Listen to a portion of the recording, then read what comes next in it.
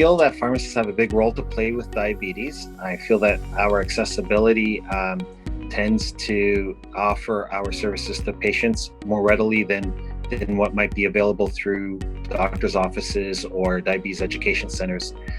So I'm out there doing presentations. I do home visits. I do A1C tests with patients. So with my patients, I try and see them every 3 months so I can do a follow-up. We do waist circumference measurements, weight. We do A1C and cholesterol screening for all my diabetic patients. And I try to see them every 3 months. But I also like to do presentations as well, because I feel diabetes is a lot about the education piece, and we need to educate patients so that they can manage their own disease state.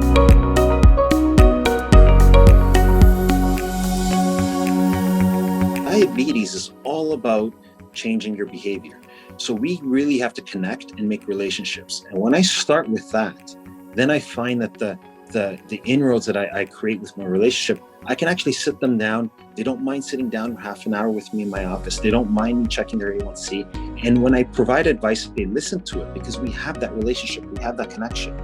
So what I found, what was new with diabetes, it isn't about especially when you go through the course to become a certified diabetes educator, it isn't about the information. It's about how you're going to teach that information, and then how you're going to change the behavior of your patients. And until we do that, we're not going to have a hard time with diabetes, because medications and treatments don't cure diabetes. Behaviors, changing people's behaviors is the key to treating diabetes, especially type 2 diabetes.